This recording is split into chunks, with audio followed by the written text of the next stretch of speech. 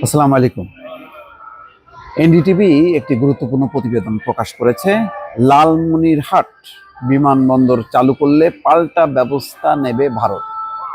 দর্শক বুঝতে পারছেন যে যেহেতু সীমান্ত সংলগ্ন ভারতের কাছে লালমনিরহাট, ফলে এখানে বিমানবন্দর চালু করলে পাল্টা ব্যবস্থা নেবে।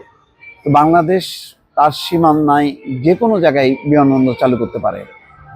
এটা কেন ব্যবস্থা নেবে? কিসের ভয় ভারতের? এটা কি বাংলাদেশের যে একটা স্বাধীন সার্বভৌম দেশের প্রতি তার এই ধরনের আচরণ, এটাকে কিভাবে চিহ্নিত করা যাবে? এটা তো এক ধরনের আগ্রাসী মনোভাব, এবং তারা একটা প্রভুত্ববাদ কায়েম করার একটা প্রবণতা অন্তত এই খবরের মধ্য দিয়ে বোঝা যাচ্ছে। এখানে ভারতের শঙ্কা যে এই বিমানবন্দর চালুর ব্যাপারে চীনের আগ্রহ আছে। তো চীনের আগ্রহ আছে, চীনকে আনবে এই বিমানবন্দর চালু করতে নাকি ভারতকে আনবে, এটা তো স্বাধীন সার্বভৌম দেশ হিসাবে বাংলাদেশ সেই সিদ্ধান্ত নিতেই পারে। সেখানে ভারতের কি? দর্শক, এনডিটিভি এই প্রতিবেদন করছে। তারা বলছে যে গণমাধ্যমটির বিশেষ প্রতিনিধি রত্নদীপ চৌধুরীর এই প্রতিবেদনে দাবি করা হয়েছে, চীনের সহযোগিতায় দ্বিতীয় বিশ্বযুদ্ধের সময়কার লালমনিরহাট বিমানবন্দর পুনরায় চালু করার পরিকল্পনা করছে বাংলাদেশ। যদিও সোমবার সেনা সদরে এক ব্রিফিংয়ে বাংলাদেশ সেনাবাহিনীর মিলিটারি অপারেশনস অধিদপ্তরের পরিচালক ব্রিগেডিয়ার জেনারেল মোহাম্মদ নাজিমুদ্দৌলা জানান, দীর্ঘদিন অব্যবহৃত থাকা লালমনিরহাট বিমানবন্দরটি প্রয়োজনীয়তার ভিত্তিতে সচল করা হচ্ছে। তিনি সঙ্গে এও জানান, চীনা কোনো সংস্থা বিমানবন্দরটি ব্যবহার করবে কিনা এই ব্যাপারে তার কাছে কোনো তথ্য নেই। তবে ভারতীয় মিডিয়ায় বলা হচ্ছে, চীনের সহযোগিতায় এটি সচলের পরিকল্পনা করা হচ্ছে। বাংলাদেশের বহু অবকাঠামো নতুন করে নির্মাণ বা সংস্কার এটি চীনকে দেওয়া হয়েছে, এবং চীনই সাধারণত এই কাজগুলো করে। চীনা প্রযুক্তি ব্যবহার করা হয়, চীনের সাথে দীর্ঘমেয়াদী লোন চুক্তি থাকে, চীনের বিনিয়োগটা পেতে সহজ হয়। নানান কারণে বাংলাদেশের মতন উন্নয়নশীল দেশগুলো চীনের সহযোগিতা নেয়। শুধু বাংলাদেশ না, বিশ্বের বহু দেশ, ভারতেরও বহু সহযোগিতায় ভারত তার প্রকল্প নির্মাণ করেছে। চীনের এই উদাহরণ আছে।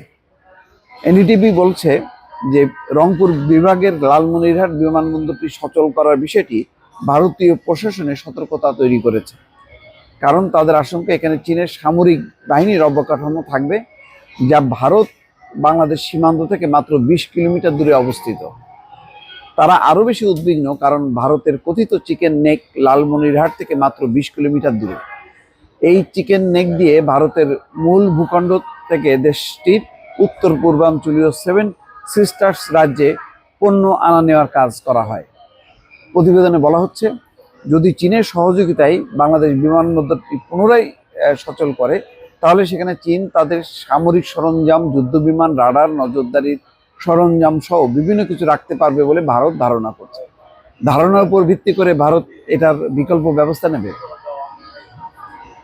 এটা কি বাংলাদেশ ডিক্লেয়ার করছে যে এই চীনকে এইভাবে ব্যবহার করতে দেবে?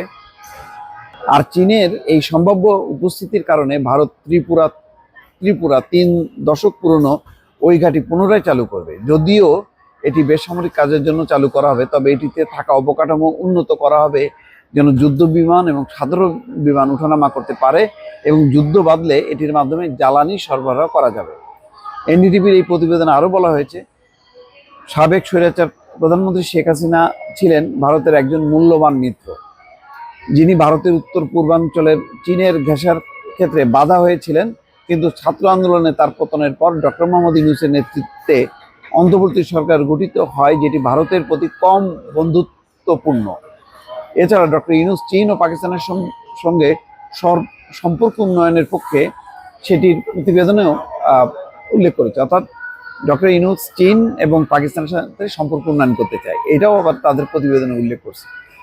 সংবাদ মাধ্যমটি বলছে, ভারতীয় সীমান্ত থেকে মাত্র কয়েক মিনিট দূরত্বের বাংলাদেশের বিমানবন্দর পুনরায় চালুর বিষয়টি ভারতের জন্য বেশ উদ্বেগের।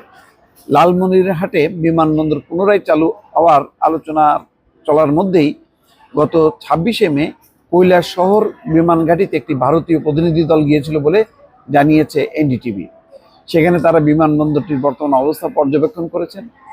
পরবর্তীতে ওই দলটি সাংবাদিকদের জানান বিমানবন্দর নিয়ে রাজ্য সরকারের সঙ্গে আলোচনা করে পরবর্তী পরিকল্পনা ঠিক করা হবে। এত ভয়, এত সন্ত্রস্ত অবস্থা, এবং একটা দেশের সাথে আর একটা দেশের মানে মানে সমান মর্যাদার ভিত্তিতে সম্পর্ক, এটা ভারত আর বিশ্বাস করে না। ভারত তার সমস্ত প্রতিবেশী দেশগুলোকে মনে করে শত্রু। খুবই দুর্ভাগ্যজনক দর্শক। ভালো থাকবেন। আল্লাহ হাফেজ।